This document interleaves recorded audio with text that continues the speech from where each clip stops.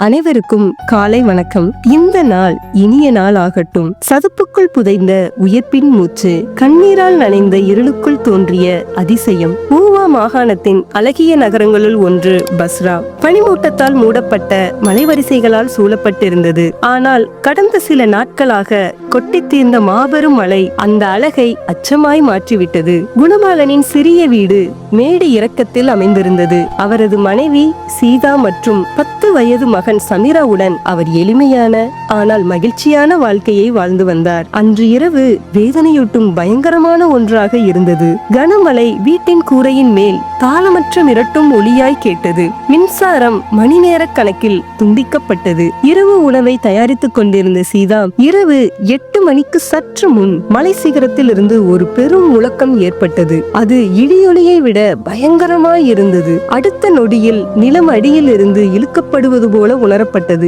ஓடுங்க என்று குணபாலன் ஓலமிட்டார். ஆனால் ஓட இடமே இல்லை. மாபெரும் மண்குழி தொகுப்பு, கற்கள், வேர், மரங்கள் அனைத்தையும் கொண்டு கீழே சரிந்து அவர்களின் வீட்டை விழுங்கியது. அனைத்தும் இருளுக்குள் மூழ்கின.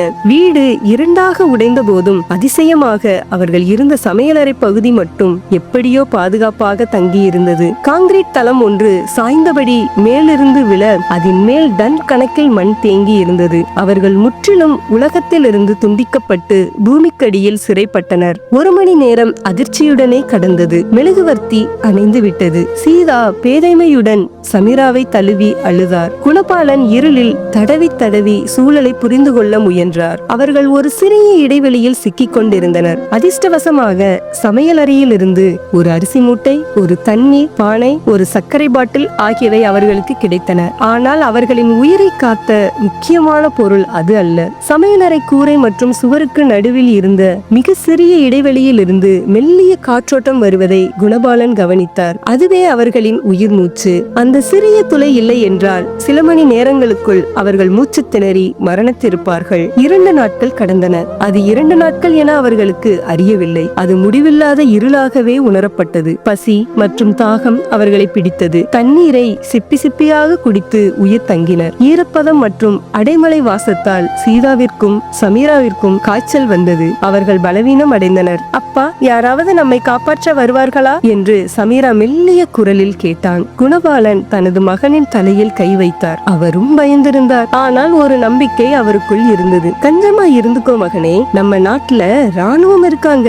எங்க இருந்தாலும் எத்தனை ஆபத்து வந்தாலும் நம்ம வீரர்கள் வந்து நம்மை காப்பாத்துவாங்க. அதுல நம்பிக்கை வை. அவர் சீதாவை நோக்கி பார்த்தார். அவள் பலவீன புன்னகையை தந்தாள். அவர்களின் ஒரே தைரியம் அந்த நம்பிக்கையே. 3ஆம் நாளாக நினைத்த காலையில் அவர்கள் உடல் சக்தியெல்லாம் இழந்திருந்தது. சுவாசம் எடுக்கவே கஷ்டம். மண்ணின் துர்நாற்றம் நுரையீரலை நிரப்பி இருந்தது. அன்றைய நண்பகலில் அவர்கள் மேலிருந்து ஒரு அதிர்வு உணர்ந்தனர். ஆரம்பத்தில் அது மற்றொரு நிலச்சரிவு என நினைத்து பயந்தனர். ஆனால் அது ஒரு இயந்திரத்தின் சத்தம். அவர்கள் வந்தாச்சு, நானே சொன்னேன்ல, குணபாலன் பலவீன குரலில் கத்தினார். அங்கே இருந்து கரண்டியை எடுத்து வாளியில் அடிக்கத் தொடங்கினார். மேலிருந்து சத்தம் அதிகரித்தது. மணி நேரங்களுக்கு மேலாக மண் அகற்றும் ஓசை கேட்டது. திடீரென்று காற்று நுழைந்த சிறிய துளை அருகே மண் முறிந்து விழுந்தது. அதோடு பல நாட்களுக்கு பின் முதல் முறையாக ஒரு மெல்லிய சூரிய ஒளி குகைக்குள் புகுந்தது. அது அவர்களுக்கு சொர்க்க ஒளியாய் தோன்றியது. இங்கே இங்கே உள்ளாங்க என்று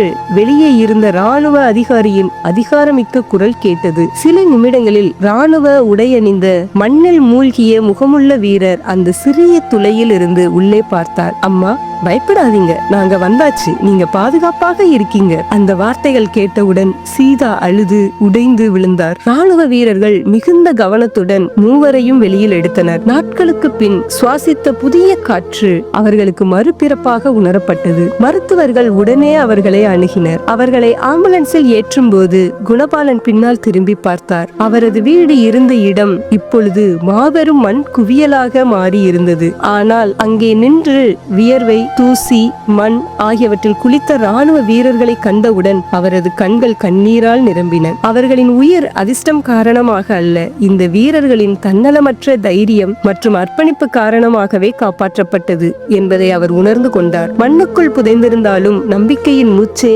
அவர்களை உயிரோடு வைத்தது. தேவனாகிய இயேசு கிறிஸ்துவும் அப்படித்தான். தான் படைத்த மனிதனை மன்னிக்கவும் பாவத்தில் இருந்து விடுதலை பெறவும் தன்னையே தத்தம் செய்தார். தன் உயிரையே கொடுமைக்கு உட்படுத்த கீழ்ப்படுத்தி மரணத்திற்கு ஒப்புக்கொடுத்து நம்மை மீட்டார். இதைத்தான் பரிசுத்த வேதாகமத்தில் பிலிப்பியர் 2ஆம் அதிகாரம் 8ஆம் வசனத்தில் அவர் மனுஷ ரூபமாய் காணப்பட்டு மரண பரியந்தம், அதாவது சிலுவையின் மரண பரியந்தமும் கீழ்ப்படிந்தவராகி தம்மைத்தாமே தாழ்த்தினார் என்று சொல்லப்பட்டுள்ளது. இந்த நாள் இனிய நாள் ஆகட்டும்.